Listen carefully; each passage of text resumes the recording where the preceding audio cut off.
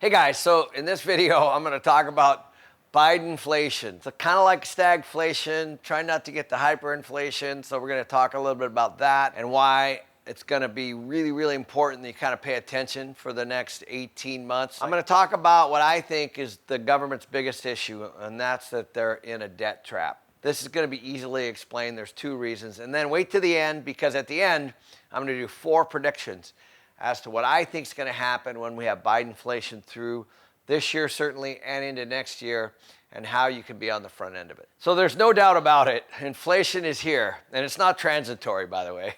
In fact, according to the government stats, the consumer price index rose 5.4% in just July alone from a year earlier, matching the largest jump since August of 2008.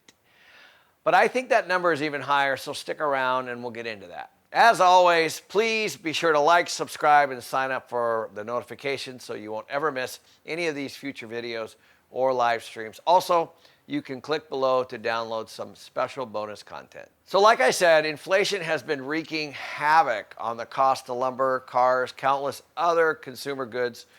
A lot of this is because of the manufacturing slowdown in 2020, and many manufacturers underestimated the demand for their products. Amongst most experts, there is now a debate as to whether or not this is just a temporary spike or if high inflation is here to stay. The Federal Reserve, the Biden administration, and many others are asserting that the current inflation spike is temporary and prices will revert to normal soon. Now, of course they're going to do that.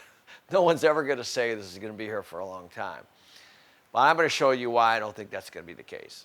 On the other side, there are the economists and the experts who believe that inflation is here to stay because of ongoing historically low interest rates combined with massive federal stimulus funds. There are differing opinions amongst real estate professionals too. David Pascal, Senior VP at real estate consulting firm George Smith Partners, believes that a lot of the inflation we're currently seeing can be linked to supply chain problems. But I don't think those are going away because of the potential Delta variant. Also, price drops in 2020 made rebounding prices look higher because of the comparison to depressed levels. Inflation doesn't occur at the same rate across the board for all products. The inflation rate for consumer goods is tied to Consumer Price Index, which is a composite of how much the price of certain products have gone up or down. So the 5.4 inflation rate is a mathematical average of price increases across a broad spectrum. Amongst these products, 14% experienced an inflation rate above 20%, and the remaining 86% of the goods in that CPI that tracks only rose by just about 1%.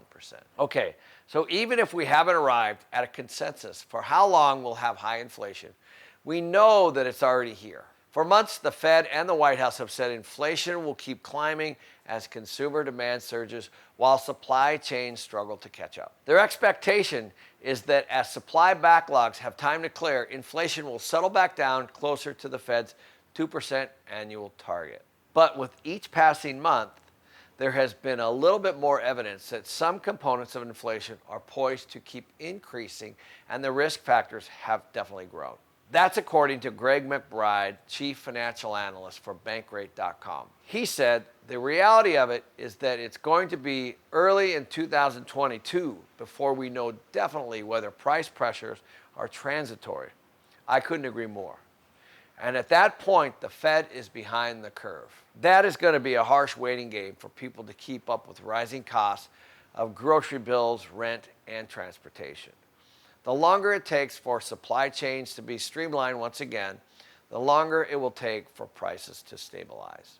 Economists recently surveyed by the Wall Street Journal raised their forecasts of how high inflation would go and for how long compared with their previous expectations in just last April. The respondents on the average now expect a wildly followed measure of inflation, which excludes volatile food and energy components, to be up about 3.2% in the fourth quarter of 2021 from a year before. They forecast the annual rise to recede to slightly less than 2.3 a year in 2022 and 2023. Hey everybody, Ken McElroy here. I'm excited to announce the release of my newest master course, Buying Your First Rental Property. Whether you're new to real estate or you want to revisit the fundamentals, this course will take you to the next level. It will give you the tools and the knowledge to help you achieve long-term success. So click the link below and let's get started.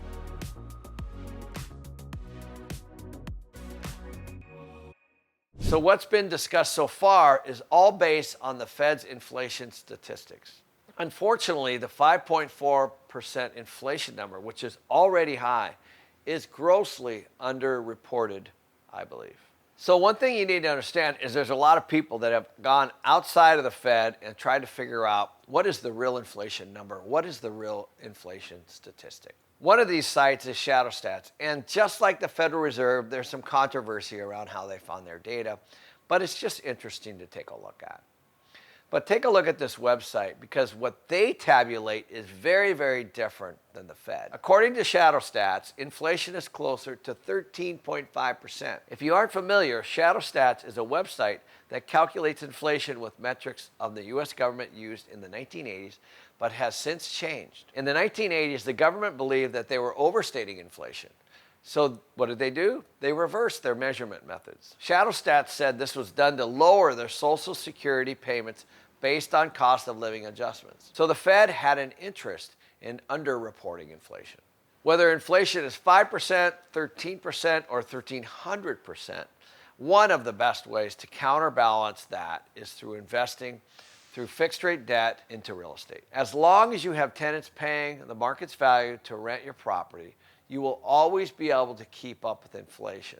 So now let's talk about the debt trap and stagflation. So stagflation or Bidenflation is essentially high unemployment, which we have right now, and high inflation. There's two things that the government cannot do. The very first one is that they cannot raise interest rates. That's part of the debt trap. So think about that. If they raise interest rates, that's going to slow down the economy. And right now, interest rates are at all-time lows.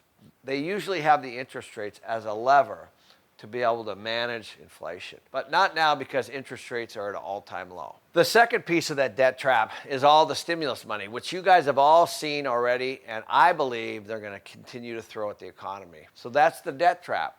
One, they can't increase interest rates, and two, they are going to get in trouble if they continue to fund the economy. Both of these issues could mean that we're going to have much higher inflation in the future, and so that you need to be on the other side of that. And now my 4 predictions. If you go back and look at the size of homes back in the 70s and the 80s, they were significantly less. In fact, they were 800 square feet less. So as you start to look at the rising prices of homes, you also have to calculate the rising square footage. Homes have gotten bigger over the years. So prediction number 1, homes are going to get smaller over the next 20 years because people are going to chase affordability. Prediction number 2, apartment units and rental units are also going to get smaller. Don't be surprised if you see 250 to 350 square foot apartments because people are going to also be chasing affordability. The third one is during these times, people are going to get very, very efficient. They're going to have to figure out how to be more efficient in running their business and their personal lifestyles. So they're going to start using technology and other things and cutting out all the fluff that they have, like cars and car insurance, and you're going to see all kinds of pullback. And obviously, the fourth one just always solves to affordability. No matter where you are, as people get squeezed, as we start to see these rent increases and gas increases and food increases and all of those things, people are going to figure out a way to maintain their lifestyles, and they're going to chase affordability, whatever that means. So those are the 4 predictions. Until next time, we'll talk to you soon.